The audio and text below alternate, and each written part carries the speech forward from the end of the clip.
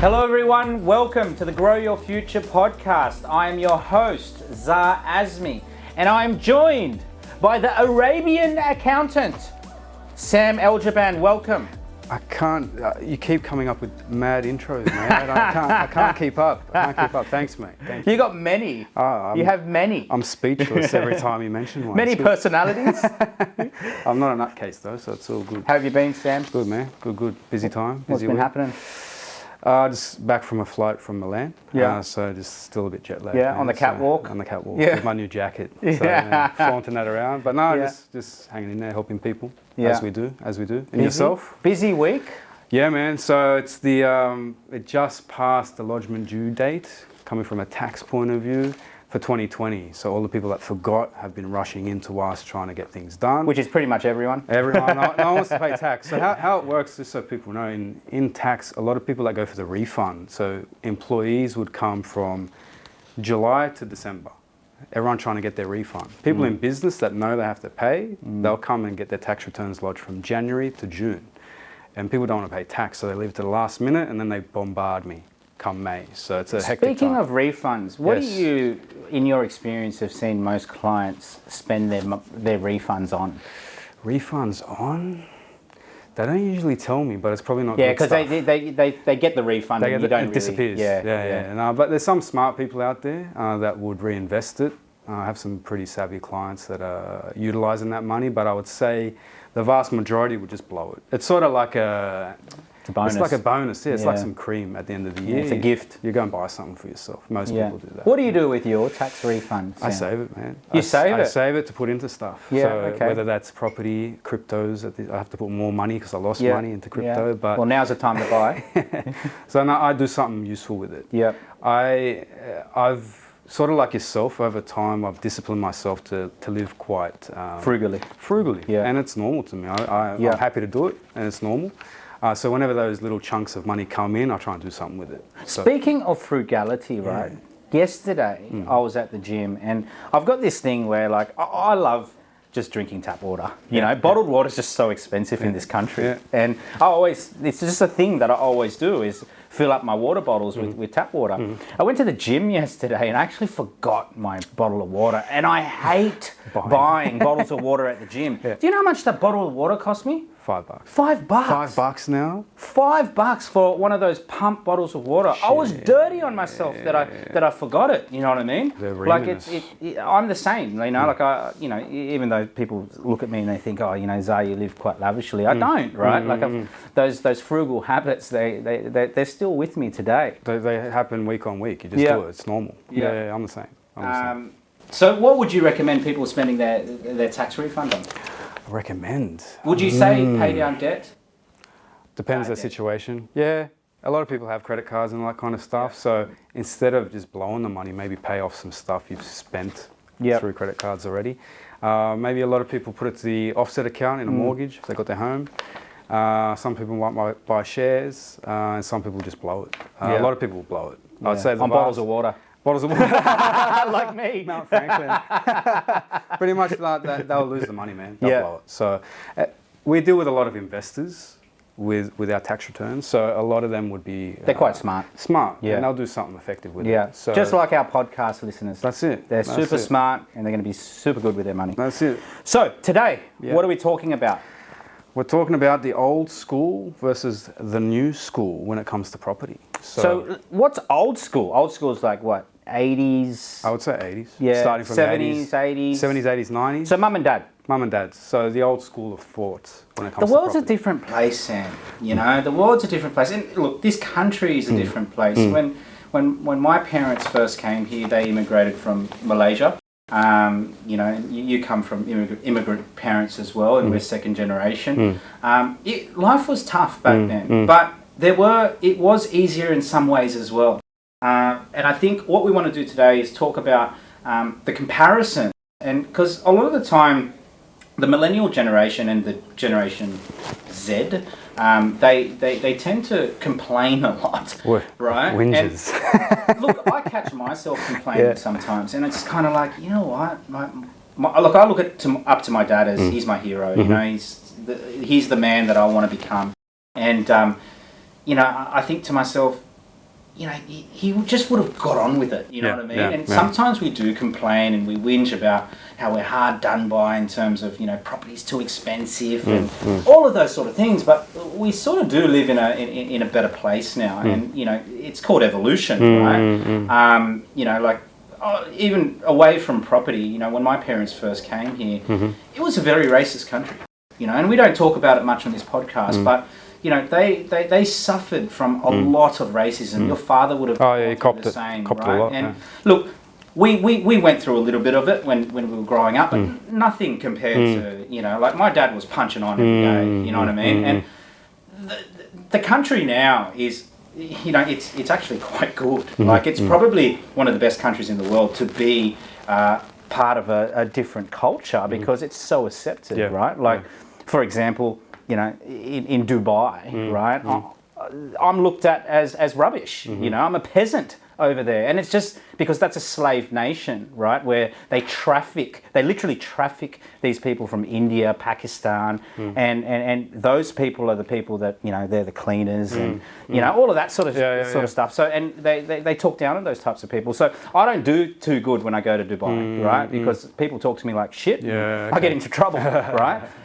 But in Australia, it's much easier to do business. You know, people have a mutual respect for each other. There is some, you know, elements of racism in the country, but generally speaking, we live in a much better country than it was 30, 40 years ago. There's going to be pros and cons at each time, at each era, right? So back then, when our parents came, there'll be bad things, good things, but just like there is now, there's bad things and good things. So we're a melting pot, so the cultural things, the cultural barriers are broken down, which makes it easier for people from immigrant backgrounds. But then other things come up, like maybe buying a home if you want to live in Sydney. That's fucking hard to do now, but back in the day you could do it. So it's always balancing. It's always a balancing act. So what we're going to talk about today, Sam, because our listeners really want to hear it, the comparisons of, you know, how our parents did it. So a lot of our listeners are from that millennial generation.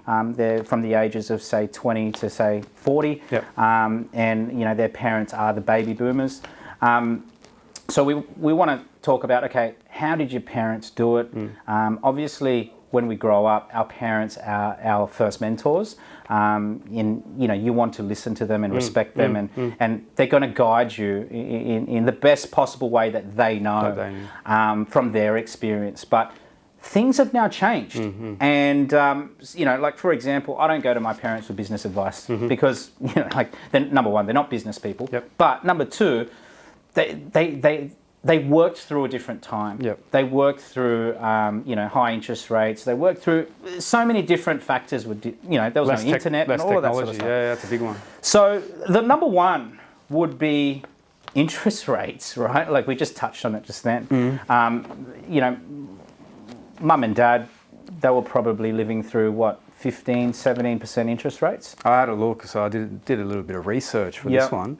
So in the 80s, you had interest rates from 10 to 18%, depending on the year. That's like a credit card. It's massive, massive. And I found some good points here. So this was a comparative study between 1984 and 2014. So what's that, a 30-year time frame. Just some takeaways from it. They had mortgages have more than twice doubled than income. So back in 1984, a general income level was $19,000 and you had a mortgage of $37K. So it's more or less double than your income. But now you have an average income, or 2014, you have an average income of 80 grand. So if we take that ratio, it should be a 160K mortgage. The average mortgage is 330K.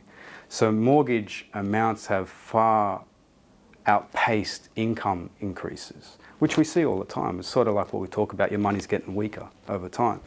So that was a good takeaway. So mortgages have actually gone up a lot compared to your income level, which you all know about. Another good takeaway was 23% of the income back in 1984 went to a mortgage. Now it's 29. So a lot more of our income is going towards, which makes sense, the mortgage. And loan repayments generally are 4 times higher than they were back in the day. So really, if our parents were able to do it back then, we should be able to do it now. It's pretty much the same. Yeah. It's pretty much the same, and it balances out, doesn't it? Yeah. So back then it would have been harder with the interest rates. Now it's harder with the price point, maybe, but I think it balances itself out. We've got higher incomes to get those. Because the cost of money now is like, it's so cheap. Like, think about it. 18% interest rates. It's insane. 2% interest rates. There's so much a big difference, and I think people focus so much on dollar value or dollar price, and they look at things going up in price, but they don't understand that it's the dollar that's diminishing in value, right? And like you said, Sam, it balances out, right? Like, it was hard for our parents, it's hard for us. And I think where people get mistaken is they think they should live in their dream home straight away. That's a thinking problem, I think. So we've grown up in a good country. Yeah, right? well, my parents lived in a 2-bedroom unit, like one of those old red brick units, and had, at the time, my brother. Same as my parents. Right? Yeah. They could only afford a flat. They called them flats back then, right? Yeah. And, you know, I can't even remember if they bought that or not, but that's the first property that they lived in. And we lived in, I think when I was born, I was born, we were living in an apartment. A rented apartment? Waratah. In Waratah, in Newcastle. Oh. Actually, my brother sent me a message the other day, a picture message. He actually visited that old unit block. Wow. And mate, it's a very, very tired looking unit block, and you know, it would have probably only cost my parents $80 a week to live there. Yeah. And I'm not too sure if they bought that or not. I have to find out. But look, they didn't live in their dream place until, you know, I was well into my schooling years, right? And you know, they had to start somewhere. I think we're a lucky country, and we're getting used to being so lucky that we want everything now. So we can't, like, your parents had to go through that. My parents did the same thing. They rented in Marylands, Marrickville, Lakemba, all these areas before they bought their house. Yeah. So they went through all that stuff. We want to, we want to just fast track that, and we get upset if we can't. So we're impatient. We're impatient. We're soft. Yeah. Instead of knuckling down, doing the hard stuff, we want it all now. We've got to sacrifice, right? But you know, going on the first point of these interest rates, even though they're different, right? I actually think it would have been harder for our parents back in the day. I think it's easier now. I think, even though mortgages have gone up, and you know, more of a percentage of our income's going towards, you know, housing and all of that sort of thing, but in terms of getting a loan, like, it's so much more easier now. How many more banks and finance providers do you think there are now? There's a lot more competition, which means we're talking on another podcast, there's a market for everyone. Yeah. So anyone can get a loan, really, if they really want to. We don't want to jump too far ahead, because we've actually got finance as one of the tips there. But number 2 is education. So when my mum and dad were sort of looking at, and let's talk about property investing here, right? And my parents, they have their home. They've got a couple of investments as well, like properties. You know, when they were sort of in their accumulation phase, they had pretty much fuck all education, and there was just nothing there. Like, you had books, that's about it. But even then, like, there weren't that many authors. We didn't have the internet.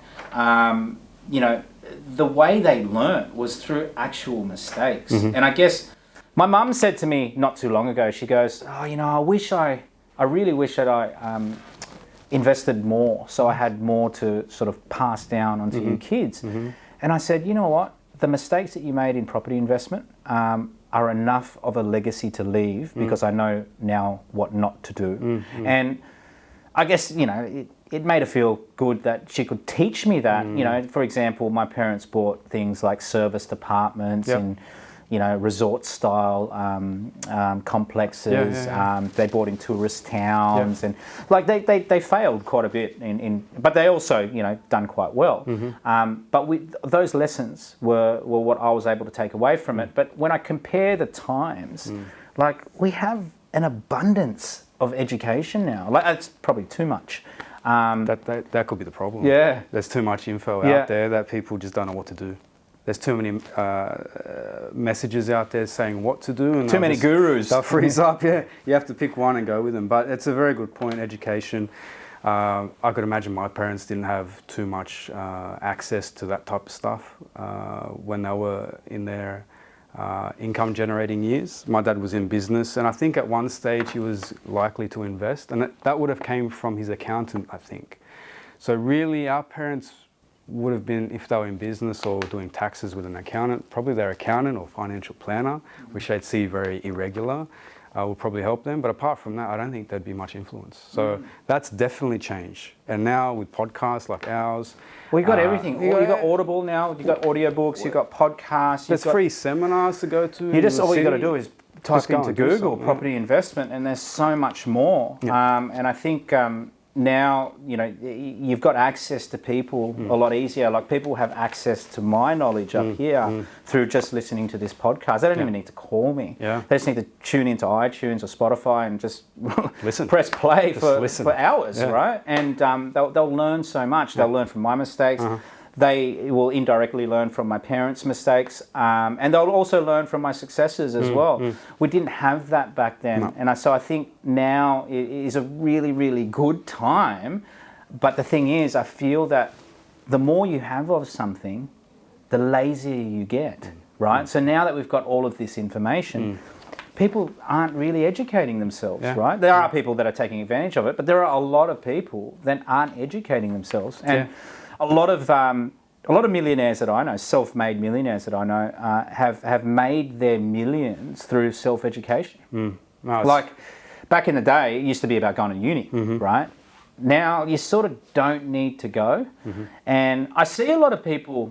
And this actually pisses me off. I see a lot of people shit on school and shit on unis and all of that. And the problem is that back then, like when we all went to school and went to uni, like, it was the only thing that we knew. Like, we didn't have the internet and access to everything that we have today. So if you wanted to learn more, you had to go that route. Like, there was this bloke the other day. He's done quite well. He's in the fitness industry, and I looked at one of these posts that he made about how successful he is and how he was, shit at school, and he defied all odds and all of that sort of thing. And he's done really well. The guy's killed it, right? And he's basically talking shit about the school system and going, I don't even know why my parents, told me to go to uni. I don't need that shit. And I think to myself, well, it's quite disrespectful to, I guess, your parents and your teachers back in the day, because at that time, that's all they knew. That's right? They didn't know the internet was going to take over the world in 2000 or wherever it came out. They didn't know any of that, right? So the only thing that we did know, like my parents, for example, go to uni, become an accountant or become a lawyer, whatever it is, right? And because that's all they knew, right? But now, because we have access to so much, it sort of changes the game, right, in terms of education. Yeah, I'd agree. I think with schooling and that, I have a more positive look on it compared to that guy.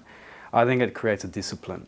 So it creates a discipline for you to learn. You're forced to do it. So it's like forcing to be frugal with your money. It's forcing you to try and learn every day or continue to learn. So that's what I took away from it. It's training you mentally, to try and learn, continue learning. So if that, you might not want to learn modern history, economics, that stuff. You want to do TAFE stuff. Okay, that makes sense. But still, the schooling is developing that it's a foundation of learning. You have to learn. It's telling you to learn. Learning is valuable. So it is what it is, I guess. Well, look, if you've got kids, right, you're going to tell them, go to school, try and, obviously do your best and get good grades. And it's not, I guess, the be-all and end-all, but it's very important, right? And I think school and university, I think they were great for me.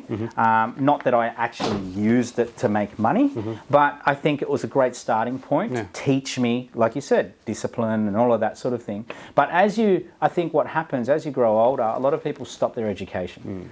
Where now you don't need to stop your education. You can actually keep going because you have access to so much information. It's easy to stop because life gets busy, but it's also very easy to start again. Yeah. Just listen. That's what you have to do. You've got to be a forever student. If you want to grow in this world, you've got to be a forever student. Let's move on. Number 3, purchasing a home. Yes. That was the old school advice. Purchase the home, live in it, pay it off. That's why all our parents have homes with equity in them. Yeah. Right? And no it's income. done well. Yeah, and no income. I actually have a client in that exact situation. So lives in Wahroonga, nice area. He bought a long time ago. He bought that thinking that's all he has to do. He's now, how old is he? In his late 60s. He has a really valuable home, but he has no income. And now he doesn't want to leave the area because he loves the area. That's where he's been his whole life. I'm like, mate, you're stuck. What you really need to do is liquidate, move, or... It's funny, Sam. It's funny because, now the government is starting to recognise that. And they've now just brought in a new, I think out of the budget, talking about the downsizers. So they can downsize, say their $2 million property. Let's say they've got $1 million worth of equity there. They can shift that into 300 grand of it into super, which then becomes a tax-free sort of income for them. And the reason why the government's doing it is because so many of these baby boomers are just sitting on this equity, this guy you're talking about, right? And that money is just sitting dormant, not circulating amongst the economy, so it's not doing anything, right? So it's not producing an income. It's like a dead weight. Yeah, it's not providing a job for anyone. It's just not doing anything. And these people are feeling all proud as punch to own these homes, but at the end of the day, what is it doing for you? You need cash flow producing assets giving you an income. So going on the original point, purchasing a home, back in the day, was an important thing, but now it's not so important. Now we can see the end product. Yeah. The end product is actually it didn't work. It's not financially sound. It didn't work. It would have been better if he invested in 3 or 4 or 5 different properties with that, because Wahroonga was still a good area back then. If he had 3 or 4 properties with no home now, his rental income could probably subsidise his rent where he wants to live and fund his lifestyle. Well, so it's basically what I'm doing, right? So I still rent. I've got all of these cash flowing, income producing assets that give me passive income. And I've got that much surplus cash to be able to fund whatever rental I want, right? And I'm in a good position, right? Like I'm not held down to a mortgage or anything like that. So it's a different strategy. It's hard to get your head around it because there's a bit of work involved. Because the traditional way of thinking is buy the home, pay it off, and then look at some investments, right? But by that time, it could be too late. Like we're seeing it, like before our eyes, these baby boomers, they're getting to, 60 years old and they're going, I've only got my home. House. Right, and yes, the home is worth a lot of money, but what are you going to do with it? It's funny the change of thought. Back then they're like, mad, I've got the house, and now they're like, shit, I've only got my house. They've you gone can't go to 360. Coles. You can't go to Coles and go, I'm going to buy my groceries with my house today, right? Like it just doesn't work, right? Like you have to get income so you can use that passive income to live, right? Because the equity in the home, it's not going to do anything for you but put a roof over your head. Agreed, 100%. Number 4. Income. So back in the day, it was quite common to just have one person earning the bread. Enough, right? Enough for the family. Yeah. That's it. Yeah. And you had a sole provider. Usually it was the husband, and the wife would stay home and look after the kids. And look, as we've evolved, we have realised that women want to give it a crack as well, and they're getting out and focusing on careers and all of that sort of thing, which has been great because then the household now has double incomes. Yes. So when you think about it, right, back then it would have been harder because less money. There was less money in the household, literally half. Yeah, and they still managed to do it. So even though they did have a lower income per the household, they still did it. And we look after a lot of couples, right? So we can see what they earn. And you know what's funny? Like, it's not like the husband earns a hell of a lot more. Like a lot of the time, it could be the other way around, where the wife actually earns more. So women are getting paid really, really well now. And I know there's a lot of uproar and them not getting paid enough, but they, generally speaking, they're getting paid quite well compared to say 30, 40 years ago. So, that's a really good sign for households. Like you've got more money to play with. So I'm not saying it's easier, but it was a lot harder back then. And that'll counter that price rise we talked about. So prices have gone up for properties, but we're now getting 2 incomes to try and service that. So it's sort of balancing itself out again. Yeah. So it's all relative. It's all relative. As we go on. Mate, these points are great because they're generally positive, all in favour of the millennial generation. Of now. Right? Pretty Because much. it's sort of like millennials versus baby boomers, Yeah. like who had it tougher, you know what I mean? Yeah. And I really do feel that mum and dad did do it tough, right? So let's move on. Number 5. Number 5. Ideology. So this is about the house and land, quarter acre block, you know, they call it the Great Australian Dream. Was, you know, that's basically, you know, the holy grail of what we should aspire to work towards.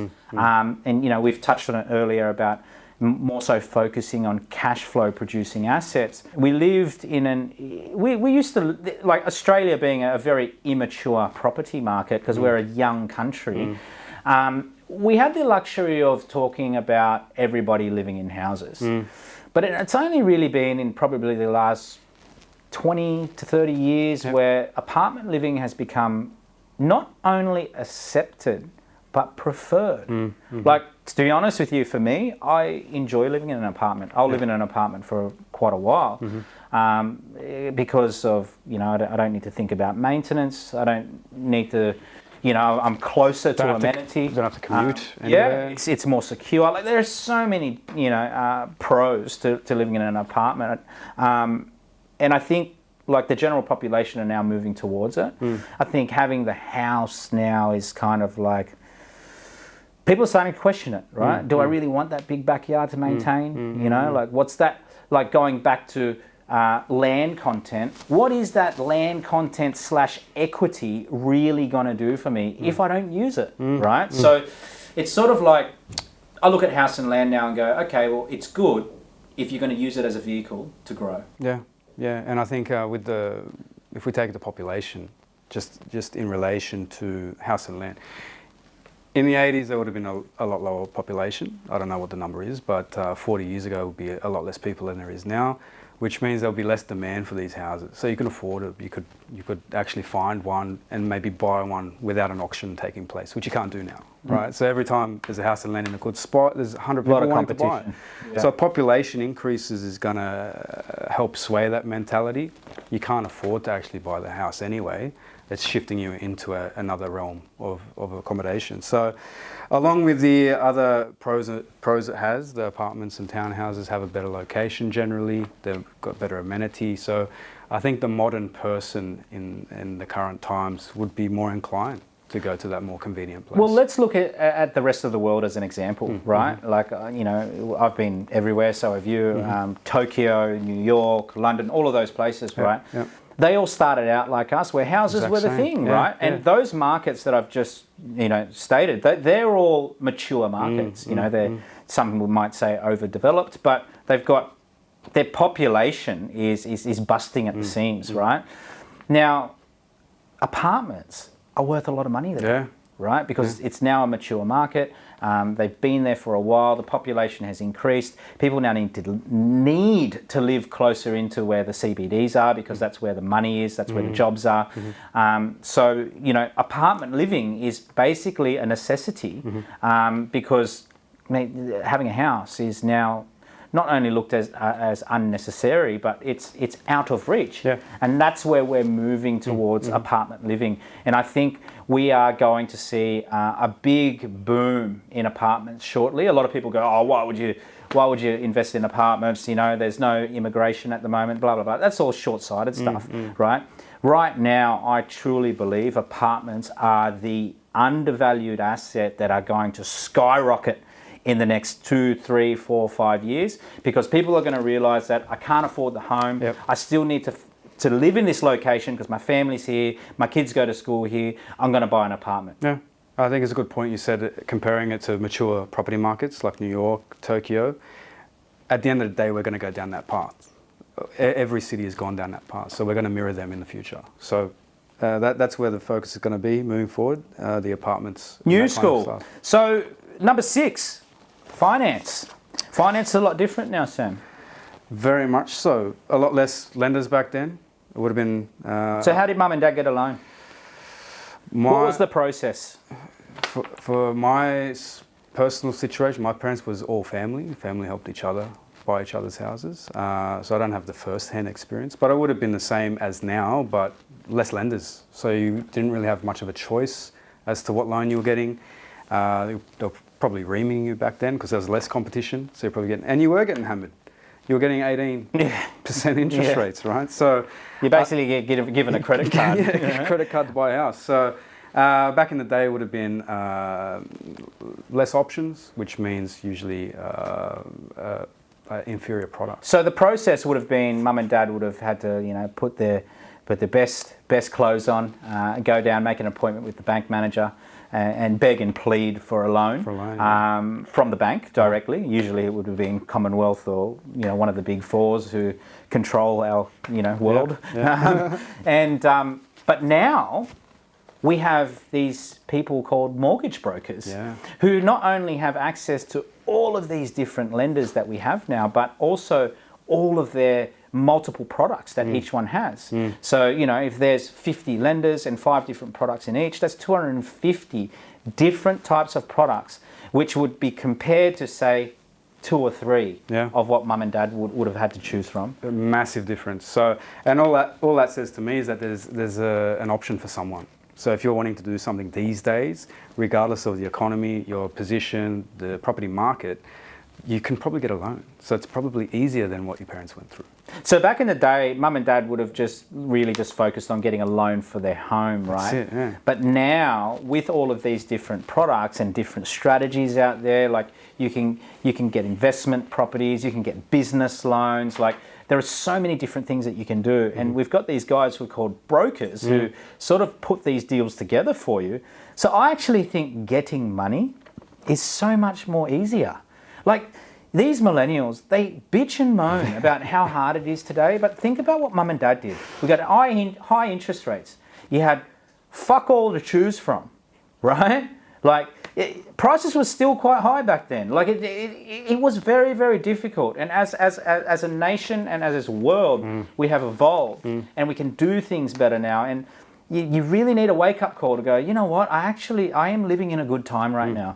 And it's the best time in history because we've been able to perfect things over the years. And life's hard, but it's always going to be hard. Yeah.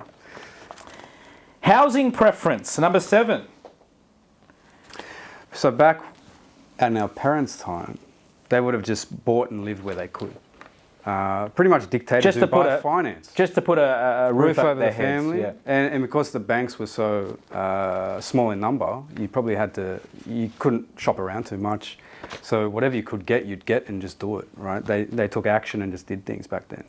So I think back then, your parents would have just found something they could afford. They could get a loan from the bank during that quite volatile time and just set up a nest somewhere. Where now, given banks are all abundant everywhere, you then can select the type of loan and then your style of house where you want to live. So the focus back then was really just to put a roof over your head and just survive, really. Where now I think the focus is more on lifestyle and amenity and convenience because we value that so much more. And a good example is, you and I, we grew up on the Central Coast and now we live in Sydney. You know what I mean? Because we choose to do so. It suits our lifestyle and it's something that we want to do. And we don't, I guess, it's a non-negotiable for us. Like we don't want to go and live somewhere out of necessity.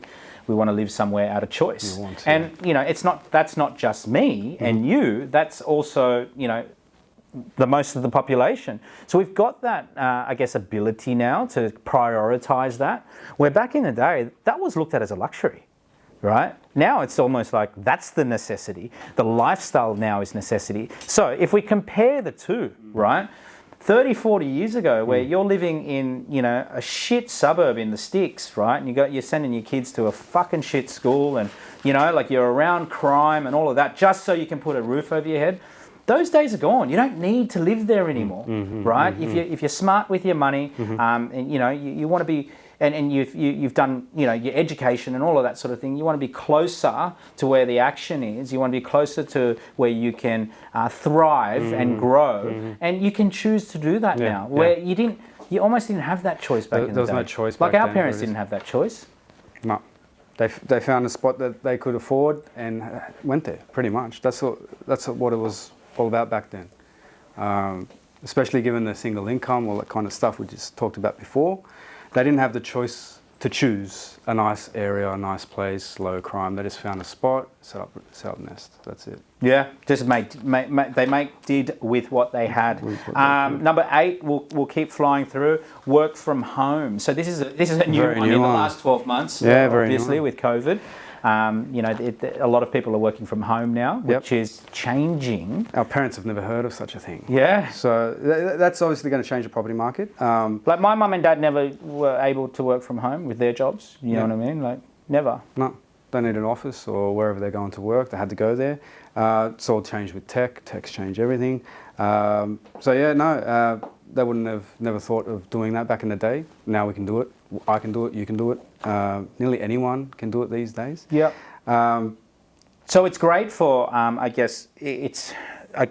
people that have families. Yep. You know, they need to be at home to look after the kids. They need to be a bit more flexible.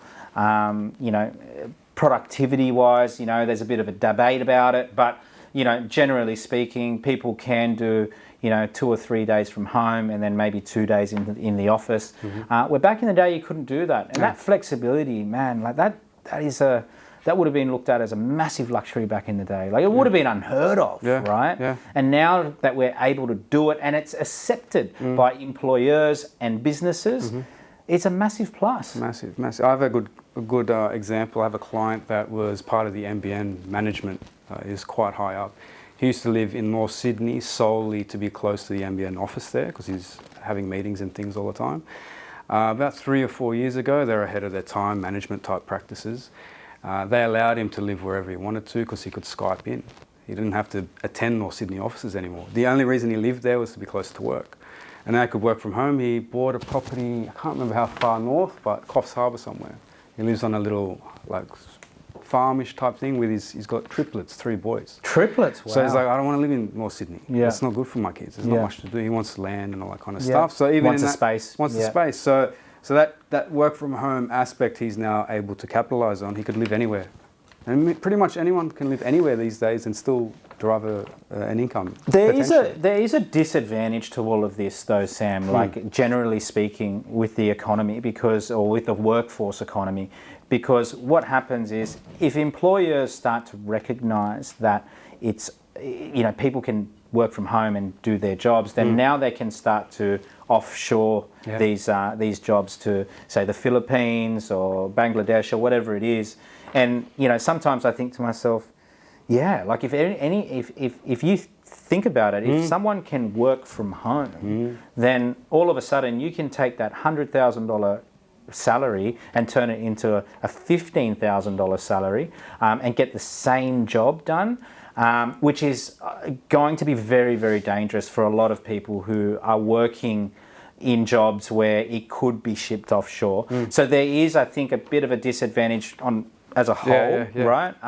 Just the direction it's going. We're yet to really see it, but businesses are businesses. They're going to be wanting to cut costs, and get the same result. The larger businesses have already done it. Yeah. So and they'll continue to do it. So if it gets to the point where they can continue offshoring higher up managers, they probably will. So no one's going to be really safe. Yeah. It won't be safe. It's probably making people more at risk now, that kind of work from home, like you said. Yeah, so there are advantages. Generally, on the surface there are advantages, but if you really drill down into it and see the long-term effects of this, it may not play out quite well for some. Enjoy it while it lasts. Exactly. Number 9, action. Jackson. Take action. Our parents did what they said they were going to do. They just did it. Where these days, I think, with a lot of information, we have things quite easy. Everything's at our fingertips. We can get what's called analysis paralysis. I even got it to a certain extent when I was doing my first property purchase through yourself. I'm a numbers guy. I went through the numbers all the time. And I was looking at the numbers and I was getting stuck without proceeding, even though I knew the numbers were well. You're being a bitch. You just look at them too much. And it's about, okay, not everyone has to take action. It takes a lot of courage to do it, and it's easier not to. So it's actually hard to take action. I think our parents back in the day, out of necessity, like we said before, with their house choice and all that kind of stuff, they just had to do stuff. They had a lot of courage. They had to do things. They had a lot of courage. It was harder. And they were a much harder generation, and they would make decisions, and they even if it was the wrong decision, they'd be like, "Yep, we're going to do it, and we're just going to learn from it." And I think now the new generation are afraid to make mistakes. They're afraid to fall over and hurt themselves, and because it's easier to do nothing, they bitch it, right? And they don't make that decision. And the people who win in life are the people who take risks, right? The people who are aggressive. You'll never ever regret it, right? You'll just regret not taking action. Too much choice. There's too much choice out there, and you'll just do nothing. Too much. Nike, just do it. Just do it. Number 10, the last one, mentors. Very important one. There weren't really that many mentors back then, right? Like it was hard to find the right people to trust, and I guess it's the same now. But there's an abundance of mentors, probably an oversupply of mentors now, right? So I guess our tip is try and find someone who's done what you're wanting to do. So for example, our clients turn to me because I've built the portfolio. I've progressed from property investor to developer to commercial investor and all of that sort of thing. If that is the path that you want to take, follow someone who's done it successfully. And I think back in the day, there just wasn't that many people willing to help. I tried to think about who our parents would have actually used as mentors, and all I could think of was people in their network, like your parents' friends and maybe colleagues. That's all they had access to, really, unless they were really a go-getter and went to seminars, which a lot of people probably didn't do. It would have been a lot on word-of-mouth referrals and all of that sort of thing. But I think, if I went to my parents and said, who were your mentors? Back in, they'd probably say, "Oh, nobody. We just did it ourselves." That's it. So the access to mentorship now. I mean, you've got your feed on your social media is just nearly everyone's a mentor. Everyone's trying to mentor some industry. Some industry. So there is an abundance of that, and now we have there's a lot of shit talkers on there, but there's a lot of great people trying to change the world, and I think there's just more of those people now because they've realised that that's where the fulfilling work is. Like for myself, being a mentor to my clients and even our podcast listeners, that is the most fulfilling work that I do.